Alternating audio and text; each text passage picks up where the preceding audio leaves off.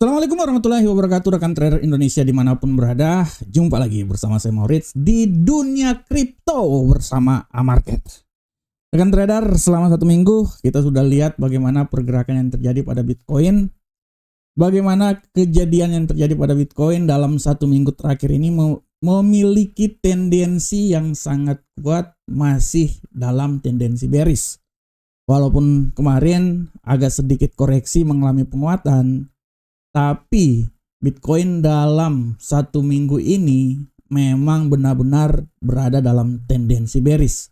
Oleh karena itu rekan trader, kita akan membahas bagaimana pergerakan Bitcoin selama 1 minggu.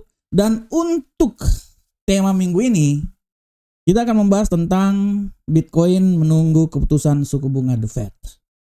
Kita tahu bahwa nanti malam, dini hari nanti, tepat pada pukul 2 dini hari waktu Indonesia bagian Barat, rilis data FOMC akan dikeluarkan.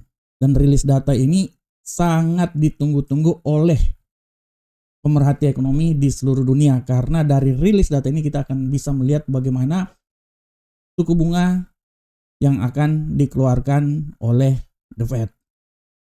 Hal ini sudah barang tentu akan sedikit mempengaruhi arah pergerakan Bitcoin. Karena kita tahu semuanya bahwa Bitcoin sangat tergantung juga pergerakannya, sangat tergantung dari dari dolar Amerika.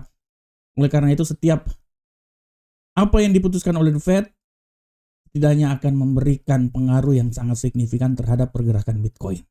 Oke rekan trader, kita bisa lihat rekan trader bagaimana pergerakan yang terjadi pada Bitcoin selama 1 minggu terakhir. Ya, seperti yang telah saya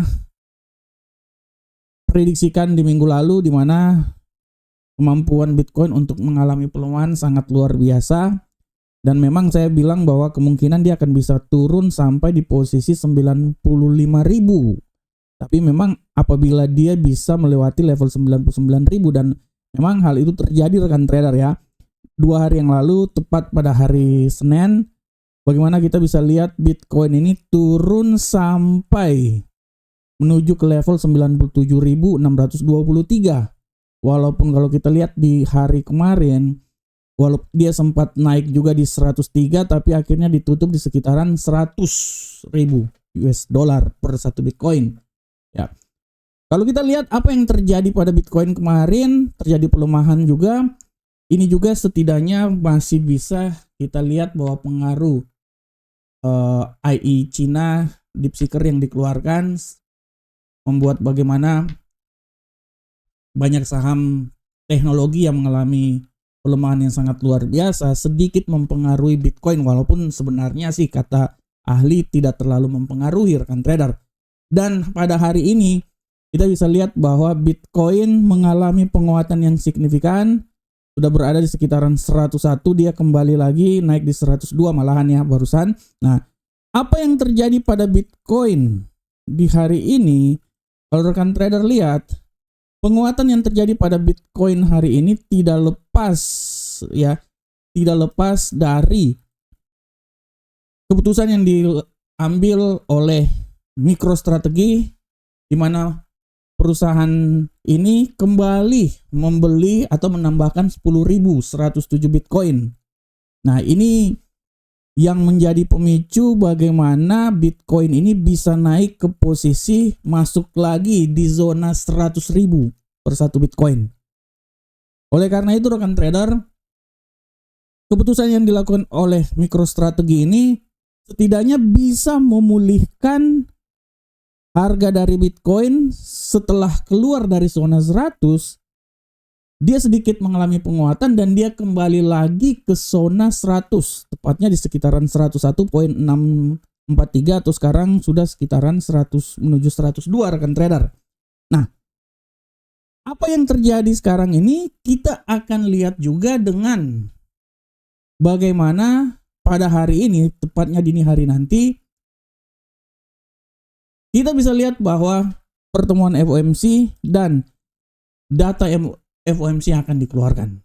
Ini termasuk salah satu juga trigger bagaimana pasar akan mereaksi data FOMC yang dikeluarkan. Karena kalau kita lihat rekan trader, Data FOMC yang dikeluarkan, kalau menurut ya, ini menurut rekan trader ya, pertemuan FOMC yang akan dilakukan nanti, akan dirilis nanti, secara garis besar kalau kita lihat banyak pakar yang menyatakan bahwa apa yang dilakukan FOMC, pertemuan setiap kebijakan yang akan dikeluarkan hari ini sebenarnya tidak terlalu memberikan dampak yang sangat besar ya. Karena kenapa rekan trader? Karena kalau kita lihat data-data yang telah dikeluarkan, misalnya data pasar tenaga kerja juga sudah menunjukkan kekuatan sejak pertemuan sebelumnya ya, pada bulan Desember, di mana pasar tenaga kerja telah mendorong The Fed untuk memulai memangkas suku bunga pada bulan September tahun lalu ya.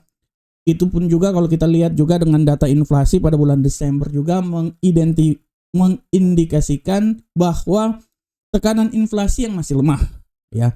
Dan ini juga setidaknya dia mengurangi kekhawatiran tentang potensi kenaikan suku bunga pada tahun 2025 ini.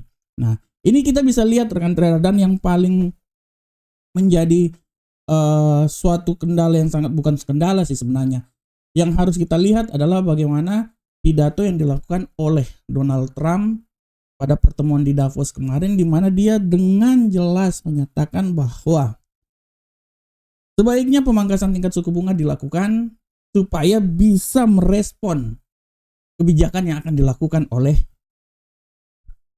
Donald Trump di masa pemerintahan kedua ini, Donald Trump 2.0. Nah, ini setidaknya akan memberikan tekanan terhadap The Fed untuk melakukan pemangkasan tingkat suku bunga. Dan kalau kita lihat pemangkasan tingkat suku bunga yang telah disepakati bahwa untuk tahun 2025 ini akan dipangkas sebesar 50 basic point sebanyak 2 kali. Nah, dari sini kita bisa lihat bahwa apabila pemangkasan tingkat suku bunga dilakukan, setidaknya akan memberikan tekanan terhadap dolar Amerika, sehingga ya, Bitcoin punya peluang besar untuk sedikit naik ke posisi lebih tinggi lagi. Walaupun kita tahu bahwa pergerakan yang terjadi pada Bitcoin ini, pelemahan yang terjadi ini tidak lepas dari rasa ketidakpuasan yang terjadi setelah Donald Trump di hari pertama kepemimpinan beliau dalam penandatanganan pembatalan banyak keputusan yang telah dilakukan oleh presiden sebelumnya, tidak ada dan tidak menyinggung tentang kripto. Inilah yang menjadi alasan kalau rekan trader lihat setelah pelantikan Donald Trump, kalau rekan trader lihat kripto secara garis besar, dalam hal ini Bitcoin, mengalami pelemahan yang signifikan ya. Di saat pelantikan Donald Trump, kripto memang sempat ke 110, tapi setelah itu rekan trader lihat bagaimana Bitcoin mengalami pelemahan yang signifikan dan dia keluar dari zona 100.000 US dollar. Salah satu pengaruh adalah di mana Donald Trump sampai saat ini belum terlalu fokus terhadap undang-undang kripto, regulasi yang dilakukan, walaupun di masa kampanye beliau menyatakan akan sangat konsen terhadap mata uang kripto, dalam ini Bitcoin, dan ingin menjadikan Amerika sebagai tuan rumah dunia kripto. Nah, oleh karena itu pelemahan yang terjadi ini kita bisa lihat ya di Bitcoin, walaupun pelemahan yang terjadi ini juga sempat ditopang oleh pembelian Bitcoin oleh MicroStrategy, tapi secara garis besar pasar masih wait and see dan melihat seberapa besar keputusan-keputusan yang akan diambil oleh Donald Trump mengenai dunia kripto di Amerika. Oleh karena itu kita akan lihat rekan trader ke depan seperti kayak gimana. Dan secara garis besar untuk minggu ini kita lihat bahwa rapat pertemuan FOMC masih tetap menjadi suatu acuan di dalam pergerakan dunia kripto ke depan. Apabila memang nanti diputuskan untuk memangkas tingkat suku bunga, artinya peluang untuk terjadi penguatan di Bitcoin akan sedikit besar. Tapi kalau seumpamanya rapat pertemuan ini tidak terlalu menghasilkan suatu keputusan di mana pemangkasan tingkat suku bunga, ini artinya Bitcoin masih tetap bergerak datar dan masih memiliki peluang untuk turun ke posisi yang sedikit lebih rendah lagi sampai menunggu kepastian yang akan dikeluarkan oleh Donald Trump mengenai undang-undang atau regulasi kripto yang akan diterapkan. Oleh karena itu rekan trader, bagaimanakah Bitcoin dalam 1 minggu ke depan pasca FOMC ini dikeluarkan? Kita bisa lihat di sini ya. Kalau kita lihat dan kita menganalisa, dalam analisa yang coba saya buat bahwa pergerakan Bitcoin selama 1 minggu ke depan masih diliputi oleh tendensi bearish ya, kalau menurut analisa saya ya. Walaupun kekuatan bullish masih tetap ada juga, dia masih akan berusaha naik melewati level 102, tapi peluang untuk jatuh ke posisi yang lebih rendah masih ada ya, dan tidak tertutup kemungkinan dia akan menembus lewat dari 195.000 malahan ya. Oleh karena itu untuk minggu depan pergerakan kripto selama 1 minggu ke depan, saya menganalisa bahwa kripto ini dalam hal ini Bitcoin masih punya peluang yang sangat besar untuk jatuh ke posisi yang lebih rendah lagi menuju ke 94.116 atau 95.000 lah ya. Tapi peluang kejatuhan itu akan terjadi apabila dia bisa keluar dari zona 100 menembus level 98.211. Kalau dia bisa menembus level itu artinya peluang dia jatuh lebih rendah lagi dan tidak terlalu kemungkinan dia sampai ke posisi 94.116. Akan tetapi rekan trader, apakah dia punya peluang untuk naik ke posisi yang lebih tinggi? Masih, menurut saya masih ada peluang. Malahan menurut saya dia akan bisa melewati level tertinggi selama 1 minggu ini di posisi 106.400-an. Ya, jadi 105, 106 dia bisa melewati. Apabila dia bisa melewati 106 artinya peluang dia naik ke posisi yang lebih tinggi sangat terbuka, dan menurut analisa saya 110.000